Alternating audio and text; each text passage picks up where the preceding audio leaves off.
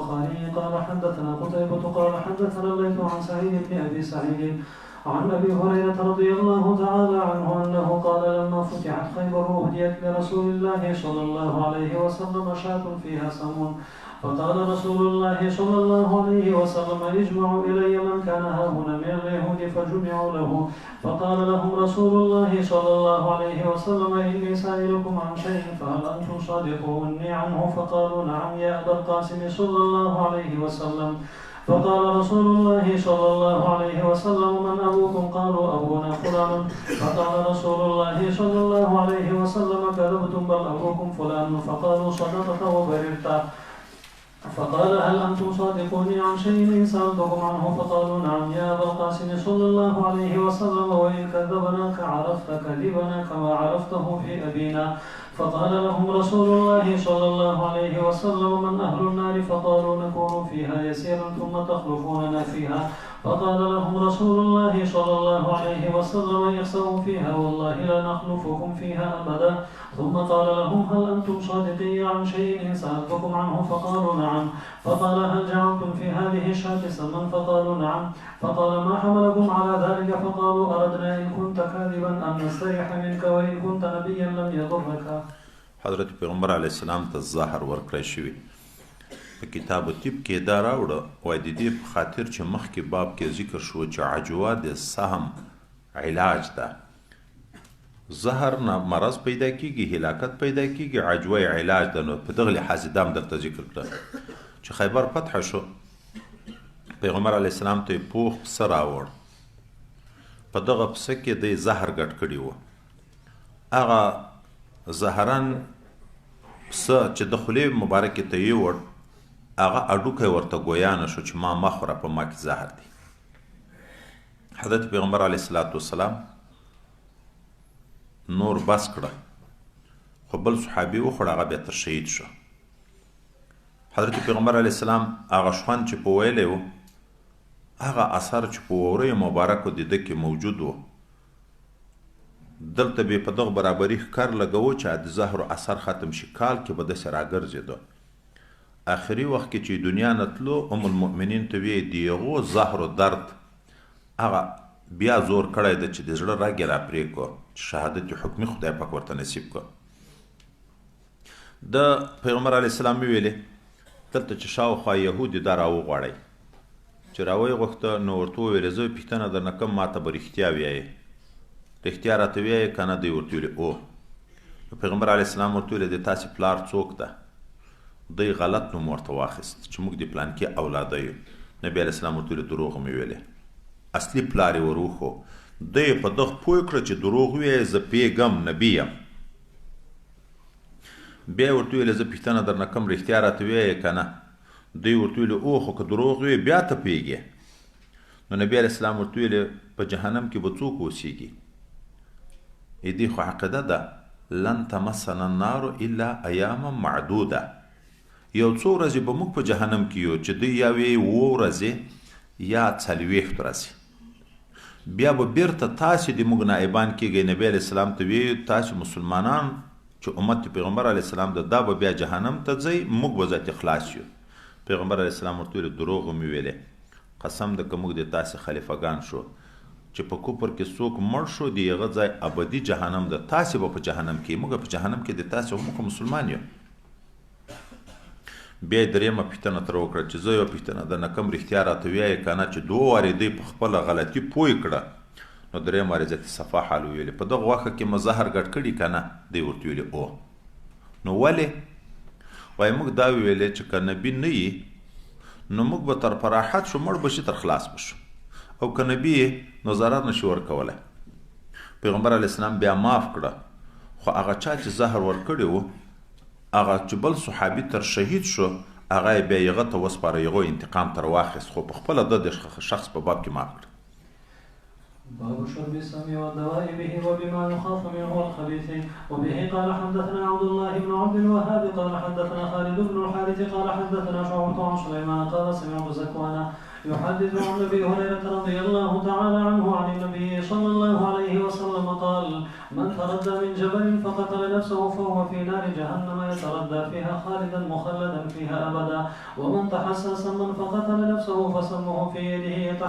يتحساه في نار جهنم خالدا مخلدا فيها أبدا، ومن قتل نفسه بحديدة فحديدته في يده يجأ بها في بطنه في نار جهنم خالدا مخلدا فيها أبدا. وبه قال حدثني محمد قال أخبرنا أحمد بن بشير أبو بكر قال أخبرنا هاشم بن هاشم قال أخبرني عامر بن سعد قال سمعت أبي يقول سمعت رسول الله صلى الله عليه وسلم يقول: من اصطبح ب7 تمرات عجوة لم يضره ذلك اليوم سم ولا سحر.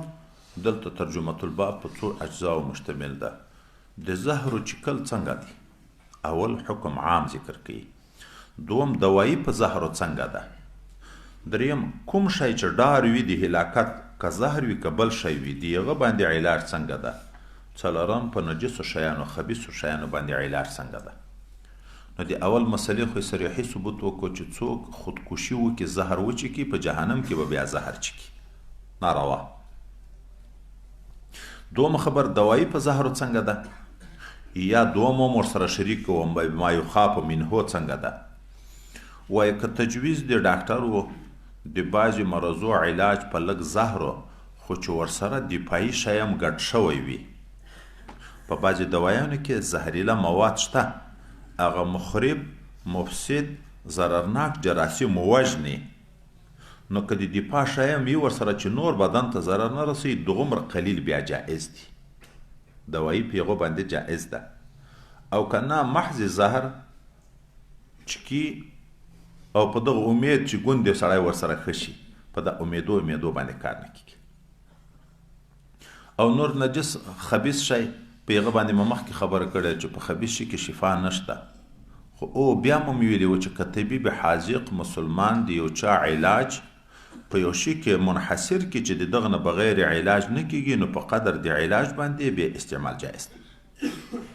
وابو الباني الأردني وبه قال حدثنا عبد الله بن محمد قال حدثنا سفيان عن الزهري عن ابي ادريس الخولاني عن ابي ثعلبة الخشني رضي الله عنه قال: نهى رسول الله صلى الله عليه وسلم عن اكل كل دينار من السبوع. قال الزهري: ولم اسمعه حتى اتيت الشام. وزاد الليث حدثني يونس عن ابن شهاب قال: وسالته هل يتوضا وتشرب الوان الأذن او مرارات السبع او ابوال الابل؟ قال: قد كان المسلمون يتداوون بها ولا يرون بذلك بأسا، وأما ألبان الأذن فقد بلغنا أن رسول الله صلى الله عليه وسلم نهى عن لحومها ولم يبلغنا عن ألبانها أمر ولا نهي. وأما مرارات السبع قال ابن شهاب: أخبرني أبو إدريس الخولاني أن أبا ثعلبة الخشني رضي الله عنه أخبره أن رسول الله صلى الله عليه وسلم نهى عن أكل كل دينار من السباع. دا باب لکه وای دیغه مخکینی باب د اخیری جز چې والخبیث ذکر شوی لکه دیغه تتیمه داسې ده. خبیثو شیانو کې د خرې او شودې هم دي، په دغو علاج څنګه ده؟ د بعضې حیواناتو تریخی بعضې خلک د علاجو دپاره استعمالوي، د دغه استعمال څرنګه ده؟ د بعضې حیواناتو بول لکه د اوښانو د دغه استعمال څرنګه ده؟ نو څوک چې پوښتنه کوي هغه جواب کې ورته مخکې مسلمانانو خو په ابوالو ایبلو په بعضې شیانو علاجونه کړي، خو د خرې د شودو په باب کې د امر و د نهي صریحي حکم نه ده معلوم، لیکن یو حکم معلوم ده، هغه ده چې د خرې غوښه خوړل اتفاقي حرام دي. شوده د انسان د حیوان د هر چی شي د حکم تابع ده. کوم حیوان چې غوښه یې روا وي شودې هم روا، چې د کوم حیوان غوښه نه یې روا شودې هم نه دي روا، نو شودې هم ناروا دي. د علاج دپاره به بیرته هغه قانون وي که طبیب حاذق مسلمان انحصار کې وکړي د علاج په انداز روا، بغیر د هغه نه ناروا. دا اروپایي ملکونو کې د خرو شودې کنکیو ته ډېرې ورکوي، وایي د خرې شودې د ښځې د شودو سره څه مناسبت لري. نو ما چاته ویل چې که ته مال دا ټول د خرې زمن دي، د خرو شودې روي نو هغه اثر پکې په وجود د عقل او فکر دا نه د خدای پاک هغه په عقلي باندې مشهور مثال په چا ورکوي، په خرو باندې ورکوي. د دا نورو شیانو تریخه هم حکم د دغه غوښې لري چې غوښه یې حرامه ده، نو تریخه هم حرام ده. بلکې نبی علیه السلام هر زیناب شاید هغه د خوړلو نه منع کړی ده، نو حکم یې ټول د اجزاو یې ټول تابع دي هغه ده چې غوښه خوړل حرام دي، د هغه شیانو استعمالوله د علاج دپاره چې یو وارې په بل شي باندې علاج کېږي نو علاج هم په ناروا ده. باب إذا وقع الذباب في الإناء. وبه قال حدثنا قتيبة قال حدثنا إسماعيل بن جعفر عن عقبة بن مسلم مولى بني تميم عن عبيد بن حنين مولى بني زريق عن أبي هريرة رضي الله تعالى عنه أن رسول الله صلى الله عليه وسلم قال إذا وقع الذباب في إناء أحدكم فليغمسه كله ثم ليطرحه فإن في أحد جناحيه شفاء وفي الآخر داء. مچ چې په لوښي کې ولوېدو حکم یې وڅښې ده. حضرت پیغمبر صلی الله علیه وسلم یې چې مچ چې په لوښي کې ولوېدو نو ټول پکې ډوب که په دا لوښي کې بیا یې وغورځوه، ځکه د په یو مرض کې یو وزر کې مرض ده په بل کې شفا ده، دی هغه د مرضمان وزر اول هغه لوری هلیکوپټر د هغه کوږی هغه شوي ته. اوس دلته دوی خبرې دي، اول مچ او د مچ نمونه ټولې مچۍ دا غومبسې دا په هوا الوتونکي شیان ټول وایي یو حکم لري، دا به ټول په قیامت کې جهنم ته ځي. په دنیا کې د دغه مچانو اکثره ژوند 40 شپې ده. دوی چې خوراک کوي په لاسو یې کوي، که فکر هم کړی دا مچ دی داسې په داخله باندې دا دواړه لاسونه مخي لکه شونډې نه لري، خو حکمت الله دا د پیدا کړي هم ډېر دی، د متکبرینو تکبر په ور ختموي چې دا ډېر مالدار ډېر قدرتمن ډېر زورور سړی د یو مچ نه به په عذاب خوب به نشي تر کړی. لاس اچوه او اچوه، الله تعالی یې په دغه پوه کوي چې دومره عاجزه یې چې د یوه مچ توان او مقابله نشي کړی، نو تکبر ولې کوې؟ یو د شاتو مچۍ هغه جهنم ته نه ځي، دا نور ځي، خو جهنم ته د عذاب دپاره نه ځي، د تعذیب دپاره ځي. دا موږ او تاسو په دنیا کې وینو چې انسان چې کوم ځای زخمی وي په هغه ځای به مچ کیني. په جهنم کې الله مو دې وساتي، خو بدنونه ټول خوړین وي، په دا خوړین بدن چې دغه مچۍ او دا غومبسې او دا مچان ورکیني دا زیادت عذاب ده، د هغو دپاره تعذیب ده. نور دا چې اوبو په شودو په تروو په شي کې ولوېدو ډوبېکۍ بیا وخورئ، دا چې موږ فقها وګورو هغه دا وي سوړ شی او ګرم شی فرق لري. په ګرم چای کې ولوېدو پیاله ټوله تشه که هغه مه خوره، په ګرمو شودو په شوروا په دغو کې ولوېد هغه مه خوره. ولې؟ په ګرم شي کې د ده اجزا تیتېږي، بیا خو عقل د حشراتو راځي، دا خو منع ده. دا خبره په دې کې د اوبو کې ولوېدو شودو کې سړې دي تروې دي په دو مستې دي په دغو کې ولوېدو ساړه شي کې ولوېده نو هغه پکې ډوب که ولرې که بیا نور اخره. په یو مرض کې وزر کې مرض ده، په بل کې علاج د دې څه مطلب ده؟ یا هو حقیقتا ده یا معنا دا ده ګلاس د ډک د صفا اوبو نه مچ پکې ولوېده، دا مرض ده چې په انسان کې تکبر وي دا ذاتي نه چکي، چې پکې ډوب دی کو واده چوه دستی دی د خپل تکبر علاج وکړه، تواضع دی وکړه، دغه حقیقت وایي یا دغه شی ده چې تواضع او تکبر چې هلته ولوېدو. اوس د قیمت شی اوبه خو به خیر هغه وي ډک جام شودي دي مستي دي. اوس شیطان خبیث انسان ته دا ماړه خلک دی بیچکي تکبر د لوی د ټول پاک شی ضایع کړي، ټول پاک شی مچ ولوېږي په سړو اوبو کې دستي پکې مړ کېږي، خو ژوندی ده ولوېدو خو نه موضع لري چې په ګند که کړی دي، نه یې چیرې په ګند کې خوشاوي کړي دي، نه یې نور شیان کړي دي، خو اجزا هم ټول داسې اجزا دي چې کینیم نجس په شي باندې څومره شی پورې پورته کېږي. نو تکبر علاج د شلومبو په دغو شیانو کې نه ایستلو بیا اچول دغه یې نو ذاتي علاج شو چې دا شفا ده په دا بل وزر کې، وزر دغه ده چې ډوب دی کو ذاتي تکبر ختم شو. بسم الله الرحمن الرحيم. كتاب اللباس. باب قول الله عز وجل قل من حرم زينة الله التي أخرج لعباده. وقال النبي صلى الله عليه وسلم كلوا واشربوا والبسوا وتصدقوا في غير إسراف ولا مخيلة. وقال ابن عباس رضي الله تعالى عنهما كل ما شئت والبس ما شئت ما أخطأتك اثنتان إسراف أو مخيلة. وبه قال حدثنا إسماعيل قال حدثني مالك عن نافع عن عبد الله بن دينار وزيد بن أسلم يخبرونه عن ابن عمر رضي الله تعالى عنهما أن رسول الله صلى الله عليه وسلم قال لا ينظر الله إلى من جر ثوبه خيلاء. کتاب اللباس. د جاهلیت په دور کې چې حج عمره شی بدی کړه نو په مکه معظمه به لوس لغړ طواف کوه. سړیو په ورځ کې ښځو په شپه کې چې په دغه جامه کې موږ ګناوې کړې دي نو دا منع ده چې په دغه کې به حرم کې طواف نه کوي. الله آیات نازل کو دا لباس زینت د انسان دپاره ښایست ده. دا چا حرم کړی چې دی د ځانه دین جوړ کړی ده. ځکه هم په مقاطعې په اعلان کې دغه حکم وکنه چې آینده کال لکه مخکې مو چې ویلې د حج ته به څوک نه راځي خو لوس طوافونه به نه وي په ټول عمر باندې. اوس نو نبي کریم صلی الله علیه وسلم فرمایي تاسې کوم شی مو چې خوښ وي روا خورئ،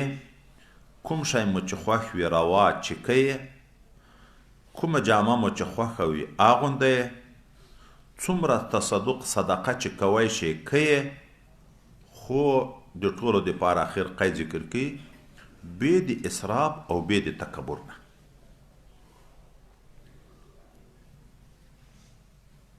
دا بل روایت بیا هر څه چې زړه دې یې وخوره، هر څه چې زړه دې یې واغونده، خو ګورئ چې اسراف به نه کوئ او تکبر به نه کوئ. اوس اسراف په خوراک کې چې مړښت هغه ځای ته ورسیږي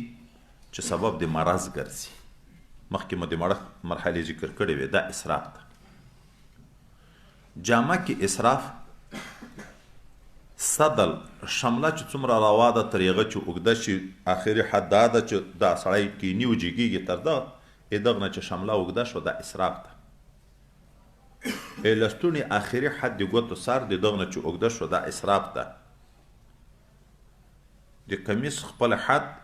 آخري بیډۍ ته چې رسیږي یو دوه ګوتې لا پاتې وي د هغه نه چې اوږدې شي چې بیډۍ پکې پټېږي دا اسراف ده.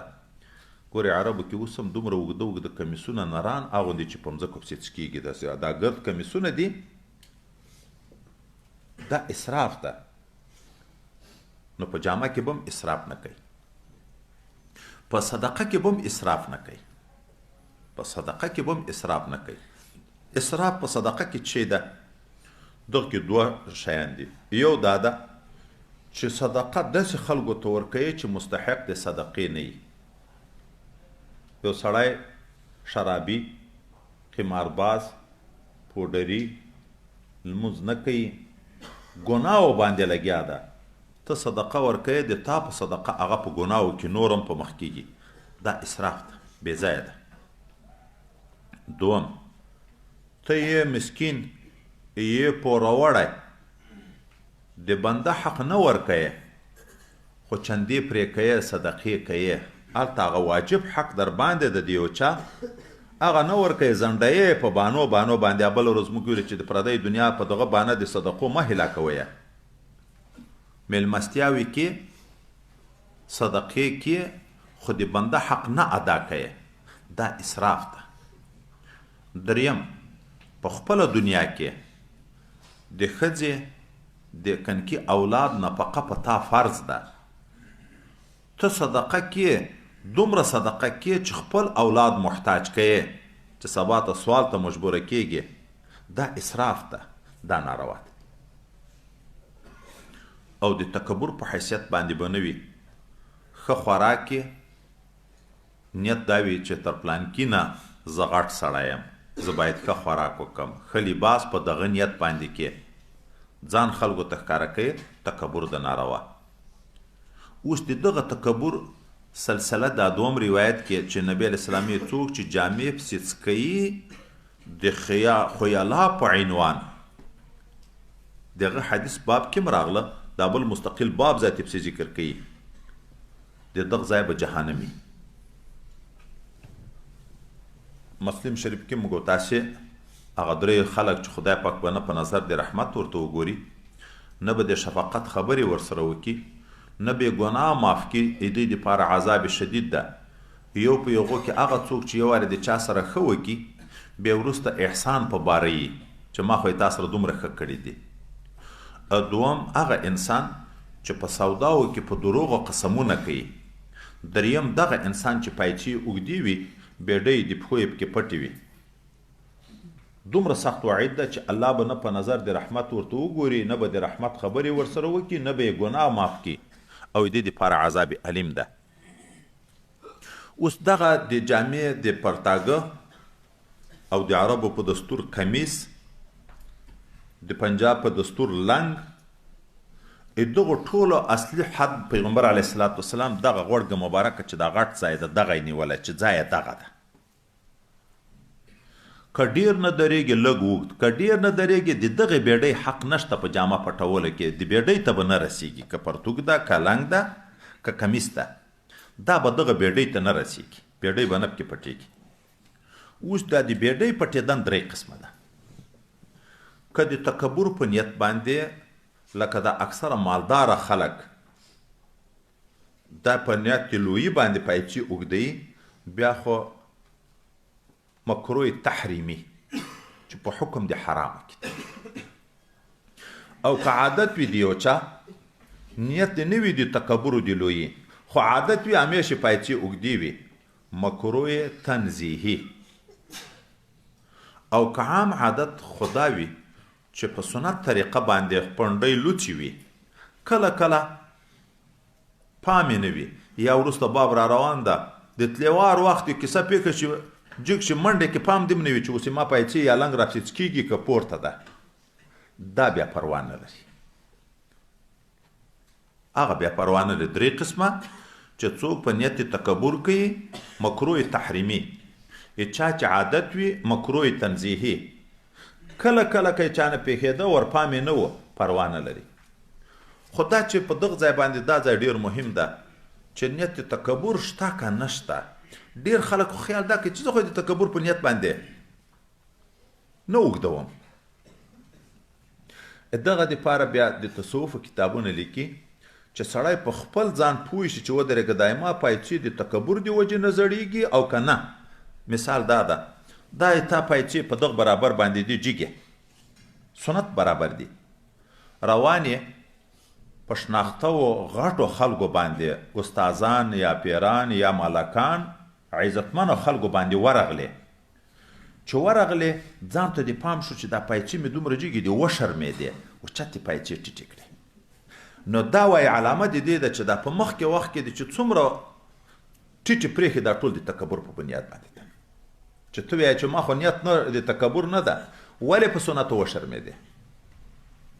دا په سنتو شرم دا دلیل د دې ده چې دا تکبر ده. تعارف خپل حال ذاتي سړي ته نه معلومیږي. اوس دغه ځای چې دا تکبر موږ او تاسو ته به شاګردان جګیږي چې موږ تقاضا شته د جګېدن که نشته، دا به په څه شي پېژنو؟ ګوره د خپل ځان به په څه شي پېژنو چې دا د تکبر د وجې نه تقاضا شته که نشته. چې څوک مقتضي وي هغه ته خو جګېدن ناروا ده ځکه متکبر ده. دا به په دغه پېژنو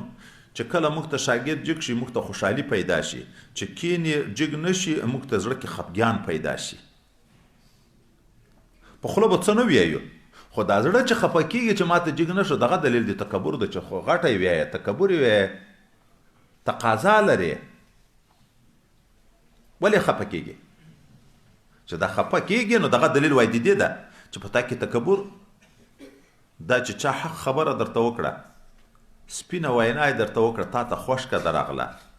دا دلیل د تکبر ده چې په تا کې تکبر ده. که تکبر نه وای حق خبره ولې باید در باندې لګېږي؟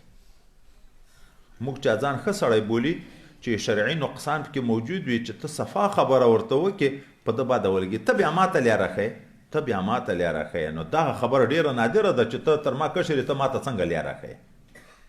زه خو غټ سړی یم. دغه ټول علائم د تکبر دی. نو وایي چې په مجلس ورغلې، په شناخته و او په جګو پایڅو وشرمېدې. موږ تاسې خلکو اکثرو رواج دا یې هغه ښه خلک چې په جمع درېږي پایڅې پورته کړي، خو چې د جومات نه وځي دستي بیا ټیټې کړي. ولې ټیټه؟ مخکې خو هم دومره جګې نه دي چې تر زنګانو پورې رسېدلي،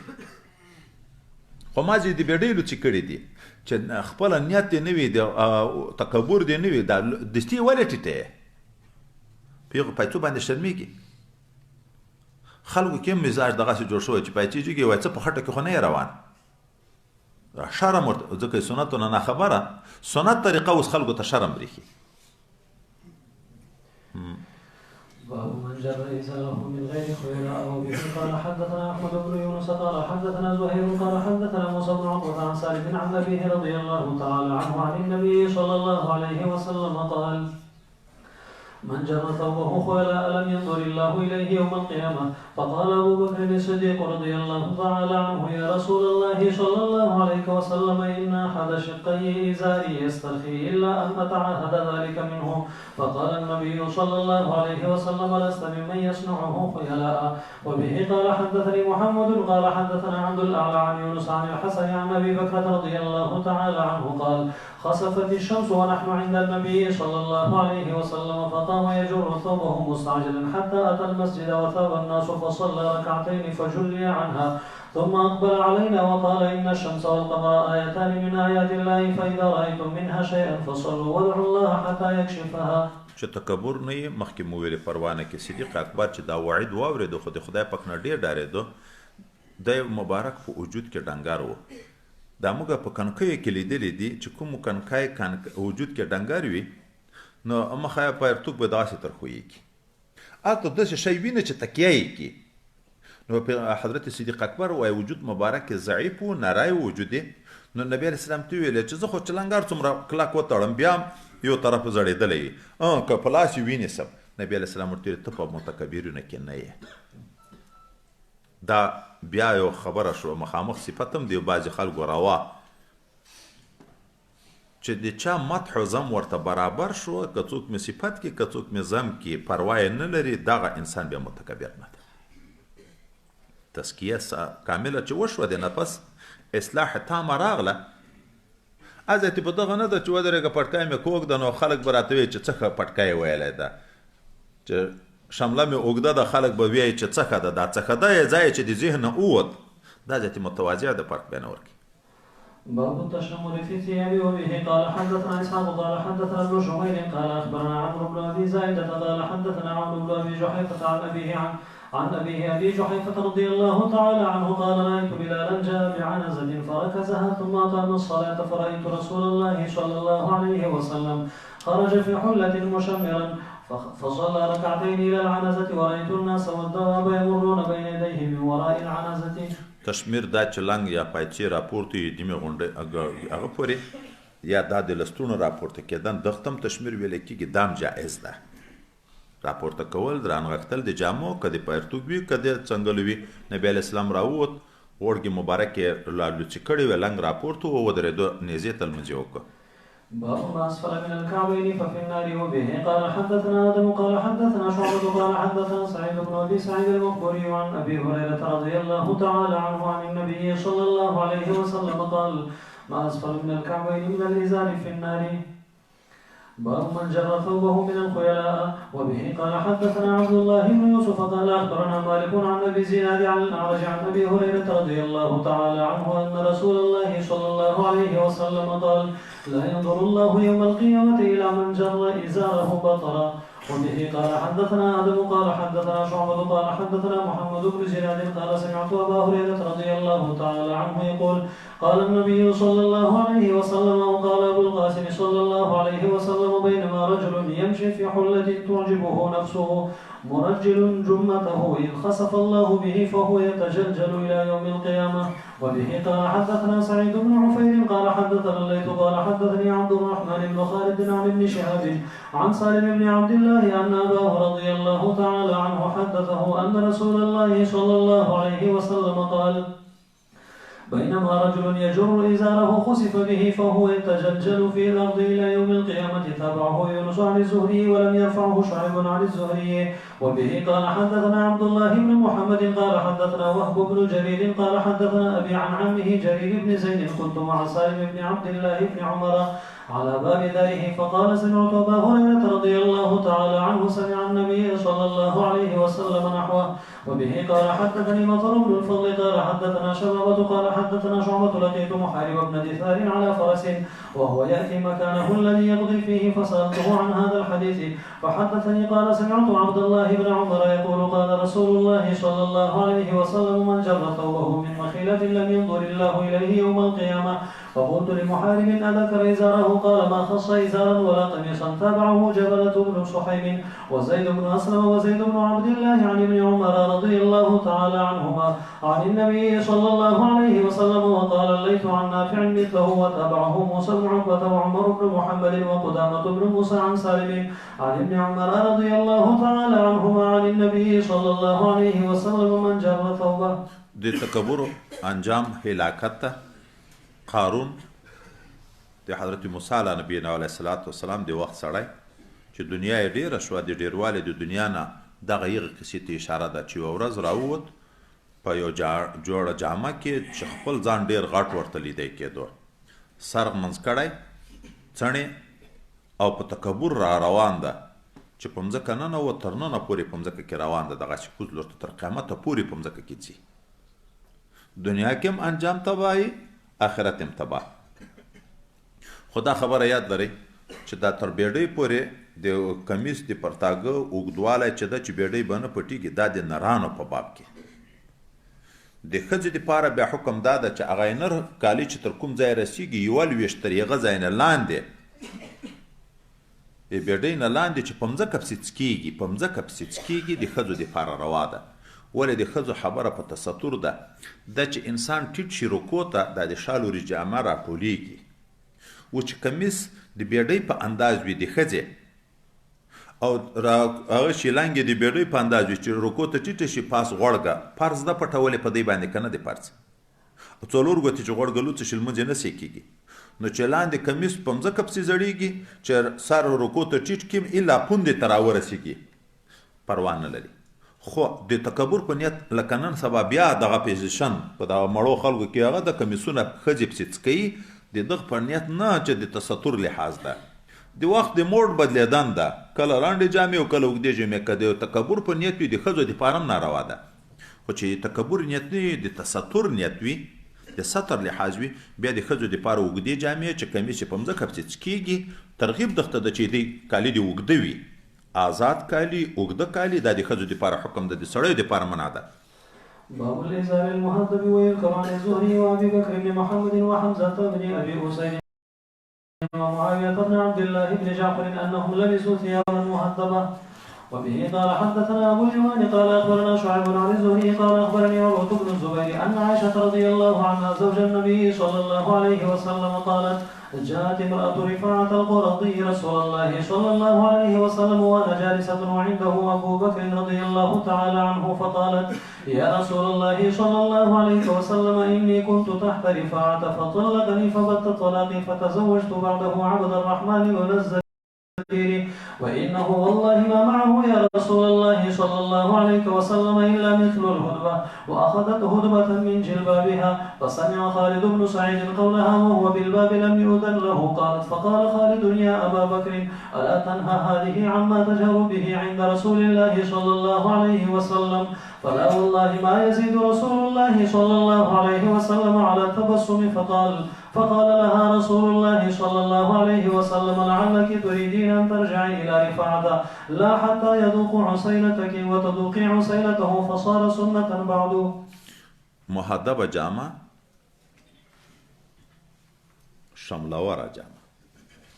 دا پټوګان دي لکه دغه جاینماز ده دا د اوبدلو نه زیات دا دغسې سپڼسي چې پسې زړېږي دا عام پټوګان یو دا څادرونه دي چې موږ ژی ور اړوو دا یې پټوګان یا لکه دغه د جاینماز والا دغه د دغه کتره ده دغه دا پروا نه لري صحابه و دغسې جامې اغوستې دي استعمال کړي دي ښځو اغوستې دي استعمال کړي دي دا د تکبر خاصه نه ده حتی یې بعضې پټکي دي پټکیو دغه ژی دغسې دي چې شملې لري نو محدبه جامه استعمالول دا وایي د خواصو د پوساقو نه ده نو استعمال جایز ده. هر هغه جامه استعمال ممتنع ده چې شعایرو د پوساقو نه وي لکه وروسته بیا بابونه دغه راځي چې فاسقان یا کافران کومه جامه خوښوي او د دې شعار ګرځېدلی مسلمان به بیا هغسې جامه نه کوي خو چې عام استعمال وي مسلمانانو کې هم ټیټ وي هغه استعمالي بیا پروا نه لري نو ځکه په اول کې د څو صحابه وه نومونه ذکر کړه ابو بکر ابن محمد حمزه ابن ابي اسید معاویه ابن عبدالله ابن جعفر انهم لبسوا ثيابا محدبه تابعین دي که صحابه دي دغه ټوله محدبې جامې اغوستې دي او دا بله واقع خو بار بار موږ ذکر کیږي سیدنا ابو بکر صدیق رضی الله تعالی عنه د حضرت پیغمبر علیه السلام سره ناسته ام المؤمنین هم ناسته ده خالد ابن سعید خالد ابن ولید نه خالد ابن سعید هم راغلی د ملاقات غواړي خو هغه ته اجازه نه ده شوې هغه د دروازې نه د باندې ناسته ښځه راغله حضرت پیغمبر صلی الله علیه وسلم ته ویې زه د پلانکي په نکاح کې وم هغه طلاقه کړم خو طلاق مغلظ یې راکړو 3 طلاقه اوس مې د هغه نه بعد د پلانکي سره نکاح کړې خو د هغه سامان داسې ده د خپل څادر راونیو شملې جما نشي کړی خالد رضی الله تعالی عنه باندې دا خبرې واورېدې صدیق اکبر رضی الله عنه ته غږ راوکړ دغه بدبخته دا بې شرمه چې داسې غږیږي ایدی په تعبیر بویه اخم صحابیه ده موږ دا تعبیر موږ ته بې ادبي ده دغه نه منې کوي د خبره نه پیغمبر علیه السلام د وړاندې د خبرې کې ده حضرت نبی علیه السلام صرف تبسم کوه نور څه یې نه ویلې خو وروسته یې دا په مسله پوه کړه چې نه چې یو وارې اول میړه 3 طلاقه درکړي بیا چې د 2 میړه سره نکاح وکړي چې 2 میړه نزدېکت نه یې در سره کړی جما یې نه یې کړی تر هغه وخته بیرته اول میړه ته نه راواکېږي خو عسیله تعبیر کوي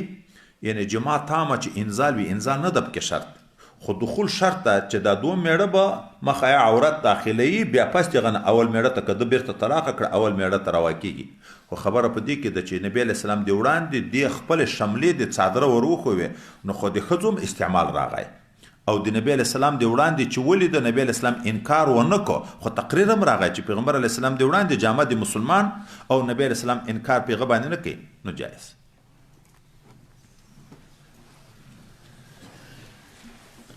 نور مو خدا چې کتلی و که نه و کتلی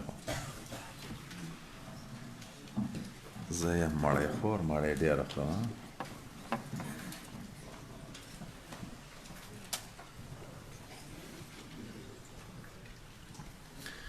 الحمد لله رب العالمين والعاقبة للمتقين والصلاة والسلام على حضرة رسوله محمد وعلى آله وأصحابه أجمعين اللهم ارزقنا علما نافعا وفهما كاملا ورزقا حلالا واسعا وشفاء من كل داء اللهم اغفر لنا ولوالدينا ولأساتذتنا ولمشايخنا ولتلاميذنا ولإخواننا ولأزواجنا ولأصهارنا ولذرياتنا ولجميع المؤمنين يوم يقوم الحساب ربنا آتنا في الدنيا حسنة وفي الآخرة حسنة وقنا عذاب النار وأدخلنا الجنة مع الأبرار يا عزيز يا غفار يا رب العالمين اللهم إنا نسألك من خير ما سألك منه نبيك محمد صلى الله تعالى عليه وسلم ونعوذ بك من شر ما استعاذ منه نبيك محمد صلى الله تعالى عليه وسلم وأنت المستعان وعليك البلاغ ولا حول ولا قوة إلا بالله العلي العظيم ربي كريم موږ ټولو ته خپل رضا نصیب وګرځي څومره مسلمانان چې موږ ته دعا وکړي یا د موږ نه دعا غواړي اخلاص کې محبت کې خدمت کې معاونت کې د ټولو په شر درست حاجتونه دیني او دنیوي د غیب د خزانونو پوره کړي خلیفه صاحب دغه چې راغلي و بیرته لاړه د ملګرو سره خدای پاک سفر په خپل دربار کې قبول کړي الله سفر به خطر کې په خیر او عافیت خپل کورونو ته ورسي نور چې څوک دلته راغلي یا را رواني